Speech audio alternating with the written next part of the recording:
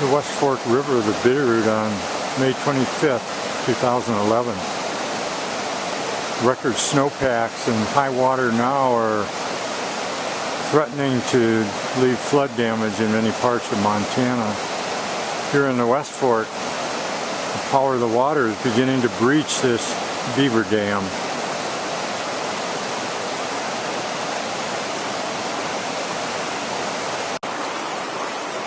June 18, 2011, as predicted earlier, the high water this spring from heavy snowpack has breached this beaver dam since the earlier shot was taken.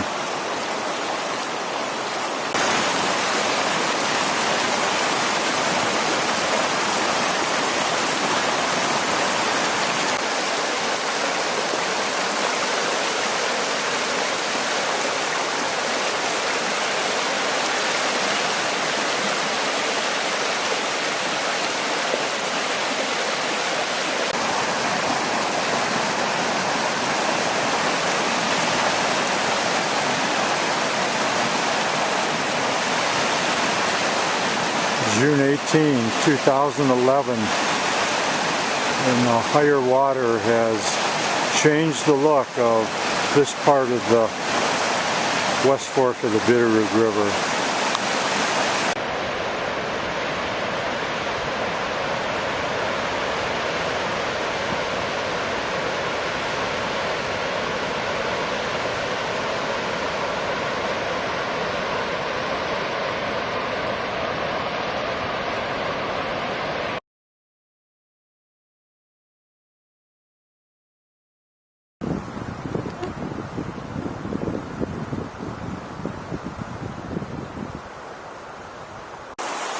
Sunday, August 28, 2011. We've gone from flood in June to fire in late August. We are at the beaver dam spot that was breached by the floods so many weeks ago now, and at this moment there's a fire burning just a mile or two south of here up Woods Creek. The Saddle Complex fire that came over from the Salmon Chalice a little over a week ago. So all in one season, we've gone from high water and floods to fire danger that produced 3,000 acres an hour for 6 straight hours up in the Woods Creek, Horse Creek Pass area.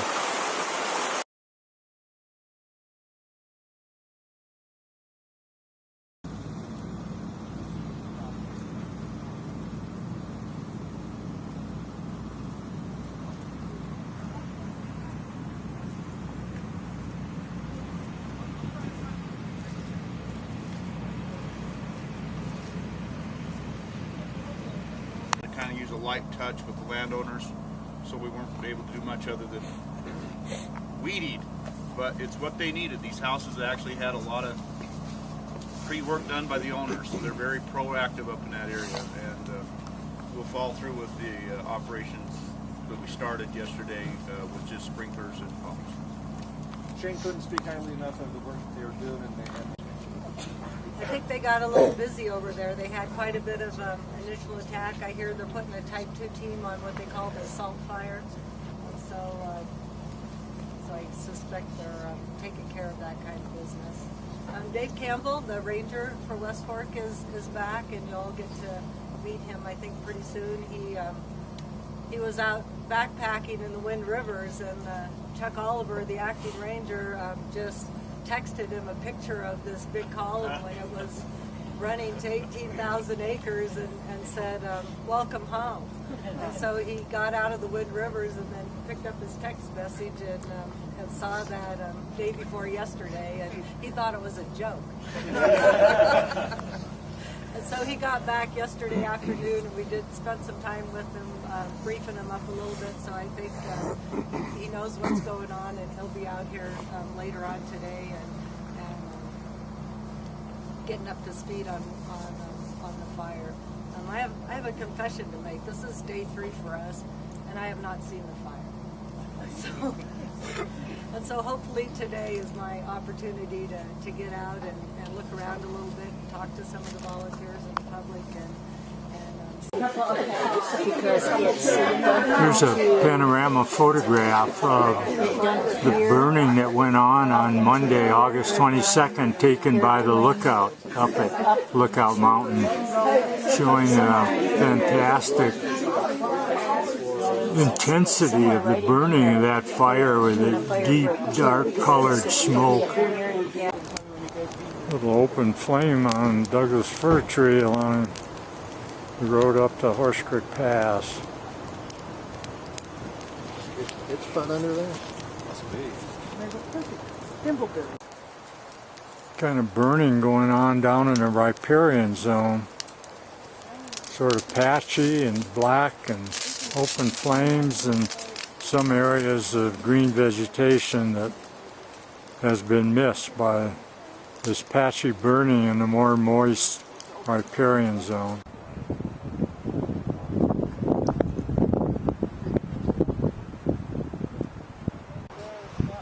Good vantage point looking at the blowdown across this ravine.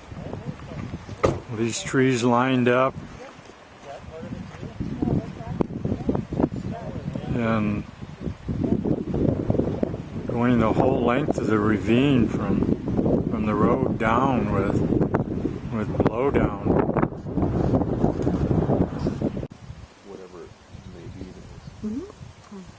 Like a sprinter going uphill. Like, okay. I'm just gonna say that. But yeah, you can see that there's a lot of. But yeah, it's it's rare. I mean, you see little things like this every once in a while, but not on such a scale. This, because you can kind of see there's where the bark starts coming on the trees. It'll be red in the upper left-hand corner when it's shooting.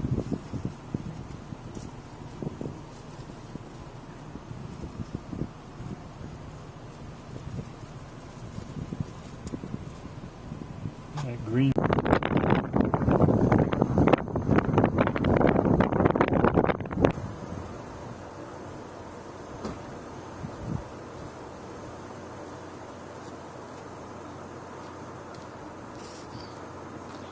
Not have much, any significant fire growth on the Bitterroot side yesterday, and basically so our attack for today is we'll only have 2 crews in there, and we'll just continue to keep mopping back towards the west and just putting distance.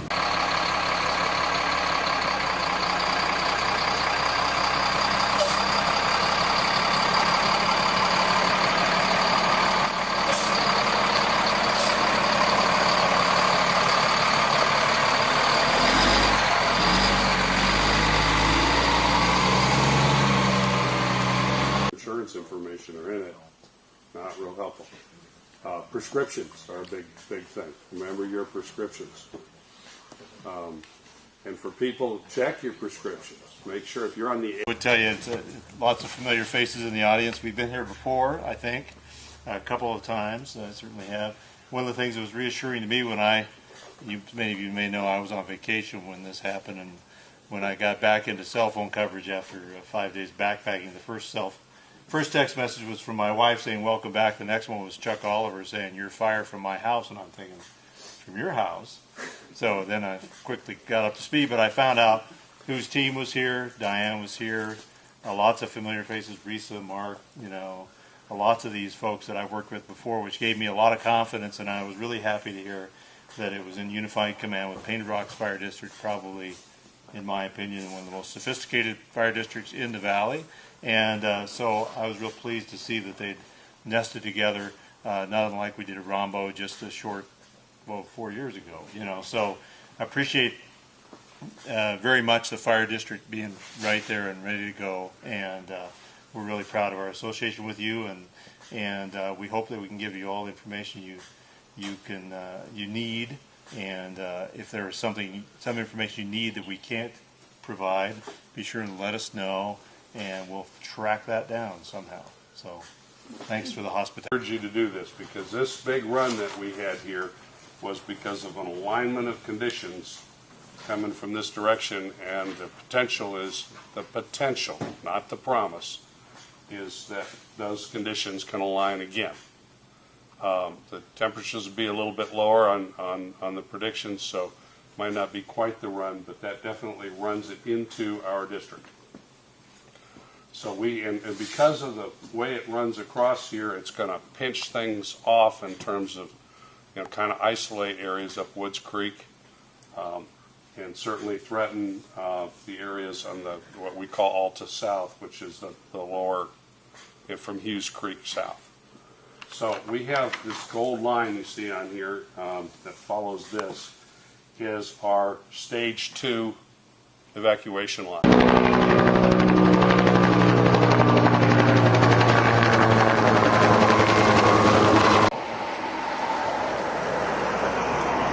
Starts off, or 8:10, it's over here.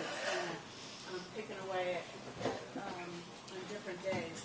And this is last Monday. So this is where